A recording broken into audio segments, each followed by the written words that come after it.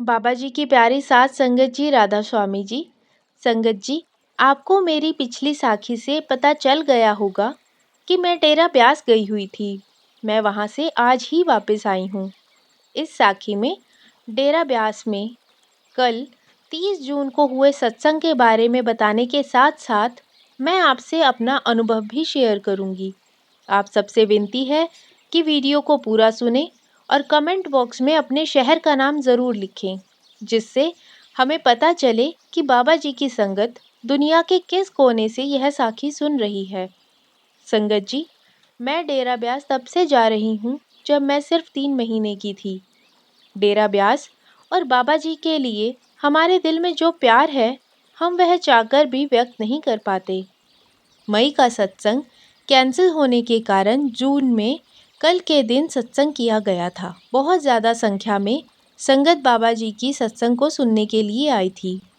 कल रविवार 30 जून को डेरा ब्यास में बहुत तेज़ बारिश हुई थी, लेकिन बाबा जी के लिए संगत का प्यार ना तो सर्दी गर्मी की परवाह करता है और ना ही बारिश की। रात 1:30 बजे से ही मौसम खराब होने लग गया था। सुबह 7 बजे स्नैक बार से नाश्ता करके हम सब सत्संग घर की तरफ गए।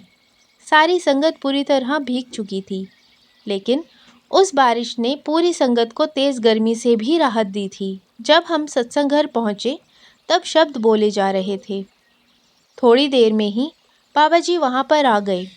बाबा जी हमेशा की तरह बहुत ही प्यारे लग रहे थे। उनके चेहरे से किसी की नज़र हटती ही नहीं। फिर बाबा जी ने सत्संग शुरू किया। बाबा जी ने तुलसी साहिब की दिल का हुजरा साफ कर बानी ली। बाबा जी ने बताया कि गोस्वामी तुलसीदास जी अलग हैं और तुलसी साहिब अलग हैं। बाबा जी ने बताया कि तुलसी साहिब जी ने भी रामायण लिखी थी, लेकिन उस रामायण में आत्मा के अंदर के सफ़र के बारे में बताया गया है। बाबा जी ने सत्संग में जात पात के भेदभाव के बारे में स्पष्टता से समझाया कि चाहे कितने भी धर्म हों, कोई भी धर्म ऐसा नहीं कहता कि मालिक दो हैं। हर धर्म में यही कहा गया है कि मालिक एक ही है। दुनिया में हर किसी के मन में जात पात के कारण एक दूसरे के खिलाफ मन में नफरत भरी हुई है। हर कोई अपने ही धर्म को ऊंचा दिखाने में लगा हुआ है, लेकिन जब उस परमात्मा ने यह दुनिया बनाई थी तब ना तो कोई धर्म था और ना ही कोई जात पात। यह सब दुनिया द्वारा बनाई गई चीज़ें हैं। बाबा जी ने कहा कि मन में मैल लेकर उस परमात्मा को याद भी करेंगे तब भी कोई फ़ायदा नहीं होने वाला। उन्होंने कहा कि जैसे हमें किसी बर्तन में अगर कुछ रखना हो या फिर हमें कहीं बैठना हो, तो हम उस बर्तन या फिर उस जगह को साफ करके ही उस पर बैठते हैं। वैसे ही यदि हम अपने मन में उस परमात्मा को बिठाना चाहते हैं, तो हमें सबसे पहले अपना मन साफ करना पड़ेगा। यह जात पात और धर्म जैसी नफरत को अपने मन से निकालकर मन को पूरी तरह साफ करना पड़ेगा। बाबा जी ने बताया कि एक बीबी के घर एक साधु आया। उस बीबी ने साधु को खाना खिलाया।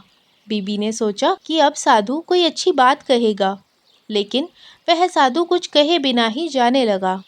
तभी बीबी ने साधु को आवाज़ लगाकर कहा कि आपने तो कुछ कहा ही नहीं। तब साधु ने कहा कि मैं कल फिर से आऊँगा। फिर अगले दिन उस बीबी ने साधु महाराज के लिए कई पकवान बनाकर रखे। तब साधु ने एक बहुत गंदा सा बर्तन आगे कर दिया। तब बीबी ने कहा कि बर्तन तो बहुत मैला है, इसमें खाना रखने से यह भी गंदा हो जाएगा। बाबा जी ने समझाया कि इसी तरह हमारा मन भी बहुत मैला है। हम इसमें जो भी डालेंगे वह भी गंदा हो ही जाएगा। बाबा जी ने कहा कि यदि हम किसी बर्तन में उसे धोए बिना कुछ बनाते जाएं, तो वह बहुत मैला हो जाएगा, लेकिन किसी दिन अगर हम उसी बर्तन को रगड़ कर धोएं, तो हमें समझ आएगा कि इस बर्तन की असलियत तो कुछ और ही थी। इसी तरह जब हमारा मन अंदर से अच्छे से साफ हो जाएगा, तब हमें अपनी असली असलियत का एहसास होगा। बाबा जी ने कहा कि कुछ लोग नाम दान लेने के अगले दिन से ही सोचने लगते हैं कि हमें कुछ नहीं दिखाई दिया। लेकिन असल में हमारे ऊपर कर्मों का इतना बोझ है कि अगर हम अपनी सारी उम्र भी लगातार रोज भजन सिमरन भी करें, तब भी हमारे वह कर्म खत्म नहीं होंगे। वह तो उस मालिक की दया मेहर होती है हम पर, जो वह हमारे बड़े से बड़े गुनाह को भी बख्श देता है। बाबा जी ने अपने पूरे सत्संग में हर बार की तरह संगत को नाम और सिमरन करने की हिदायत दी। आगे बाबा जी ने फरमाया कि हम सारी उम्र जो काम करते जाते हैं या जिस बारे में हम सोचते जाते हैं, वही चीज़ें हमारे अंत समय में हमारे सामने आ जाती हैं। अगर हम उम्र भर रिश्तेदारों, समाज, पैसा और दिखावा इन चीज़ों की तरफ भागेंगे तो अंत समय में भी यही चीज़ें सामने आकर खड़ी हो जाएंगी। और जैसी इंसान की अंतिम समय में इच्छा रही होगी, इसी तरह से फिर उसे अगली जूनी में भेज दिया जाएगा। लेकिन अगर वही इंसान सारी उम्र उस मालिक को याद करता जाएगा, नाम सिमरन करेगा, उस ऊपर वाले का हर चीज़ में शुक्राना करेगा, अंत समय में वही मालिक उसकी संभाल करेगा। बाबा जी ने बताया कि हमारे कर्मों में जो लिखा है उसे कोई नहीं मिटा सकता। जिंदगी में दुख दर्द हर इंसान के आएंगे, लेकिन अगर उस इंसान का हाथ मालिक ने पकड़ा होगा तो वह इंसान बड़ी से बड़ी मुश्किल को आसानी से पार कर जाएगा। बाबा जी ने कहा कि जैसे एक बच्चा अपने पिता के साथ मेले में घूम रहा होता है, तब तक उस मेले का शोर और वहाँ की भीड़ उस बच्चे को बहुत अच्छी लगती है। लेकिन जैसे ही उस बच्चे की उंगली उसके बाप के हाथ से छूट जाए, तो वही भीड़ और वही शोर उस बच्चे को डराने लगता है।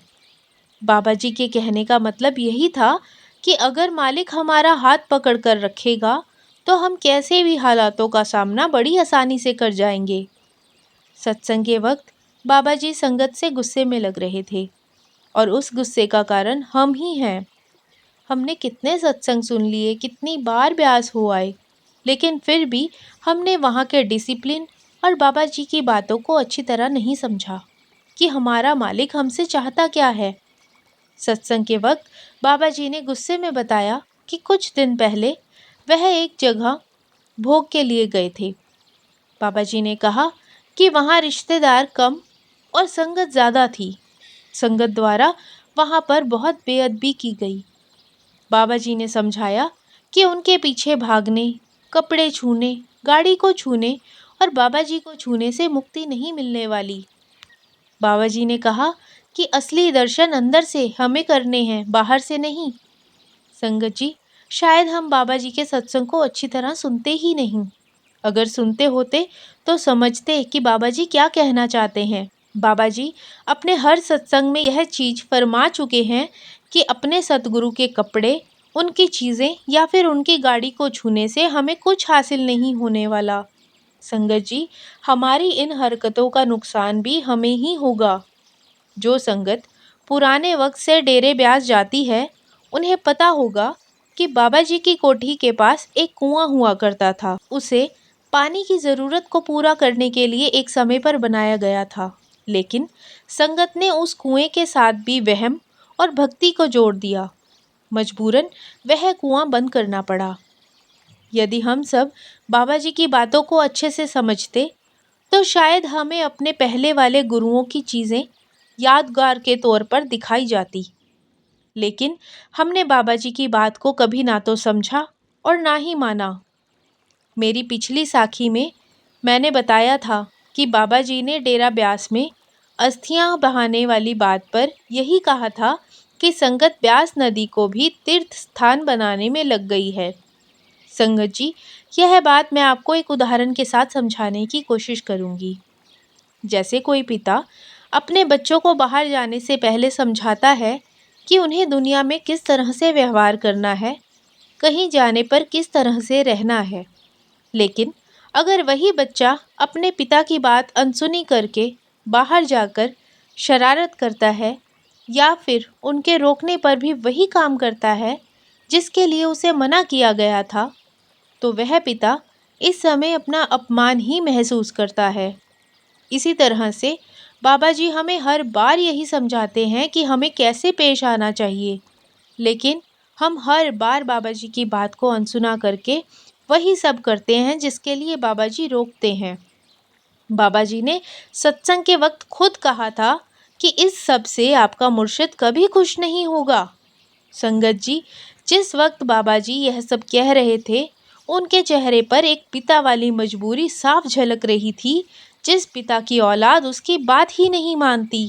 संगत जी, या तो हमें हमारे मुर्शिद की खुशी से कुछ लेना देना ही नहीं है, या फिर हमें समझ ही नहीं आ पाया कि हमारे मुर्शिद की खुशी किस चीज़ में है। एक छोटे बच्चे को भी शायद अगर एक बात बार बार समझाई जाए तो वह बच्चा भी समझ जाता है कि उसे क्या नहीं करना। लेकिन हम इतने बड़े होकर भी अपने ही बाबा जी का दिल दुखाते हैं और उन्हें शर्मिंदगी में डाल देते हैं कि हम उनकी संगत हैं। डेरा ब्यास में बहुत ज़्यादा सेवादार और सिक्योरिटी होने के कारण संगत वहाँ कंट्रोल में रहती है। लेकिन वही संगत अगर बाबा जी को बाहर कहीं देख ले तो वही सब करने लगती है जिसके लिए बाबा जी हमेशा सख्ती के साथ मना करते हैं। संगत जी, बाबा जी के कहे अनुसार ना तो हम वह 2.5 घंटे भजन सिमरन पर देते हैं और ना ही ठीक से कोई सेवा करते हैं। अगर हम यह सब करते होते तो हमें अपने मुर्शिद की खुशी भी समझ में आती। हमें अपने बाबा जी का दिल दुखाने का कोई हक नहीं है। हमें बाबा जी की संगत होकर एक मिसाल कायम करनी है कि हम किस शहंशाह की औलाद हैं। हमें बाहर भी डेरे में निभाए जाने वाले नियमों को याद रखना है। हमारे बाबा जी हमसे बस इतना चाहते हैं कि हम भजन सिमरन पर ध्यान दें और वहमों में ना पड़ें। बाबा जी ने खुद सत्संग में कई बार कहा है कि अगर कपड़ों को छूने या फिर चीज़ों को छूने से मुक्ति मिलती तो हर सच्चे संत ने अपने कपड़े फाड़कर खुद ही संगत में बांट देने थे। संगत जी, आप सबसे हाथ जोड़कर बेनती है कि बाबा जी की कही बातों को अच्छे से सुने और उन्हें अमल में लाएं। बाबा जी ने इस सत्संग में बहुत सख्त लफ्ज़ों के साथ संगत को अपनी बात समझाने की कोशिश की है। हमें समझना चाहिए और आगे से ध्यान रखना चाहिए कि हमारे कारण हमारे बाबा जी पर कभी कोई उंगली ना उठे और ना ही उन्हें कोई तकलीफ़ हो। जो संगत डेरा ब्यास जाती है वह बहुत अच्छे से समझती होगी कि डेरा ब्यास से वापस आना कितना मुश्किल होता है। हमारा शरीर तो वापस आ जाता है, लेकिन हमारी आत्मा वहीं बस कर रह जाती है। जैसे एक पिता के घर से एक बेटी की विदाई होने पर वह बेटी भारी मन से विदाई लेती है, वही हाल सारी संगत का डेरे से वापस आते हुए होता है। साथ संगत जी, आज की साखी अच्छी लगी हो तो कमेंट बॉक्स में राधा स्वामी जी ज़रूर लिखें। वीडियो को लाइक, शेयर और चैनल को सब्सक्राइब ज़रूर करें। राधा स्वामी जी।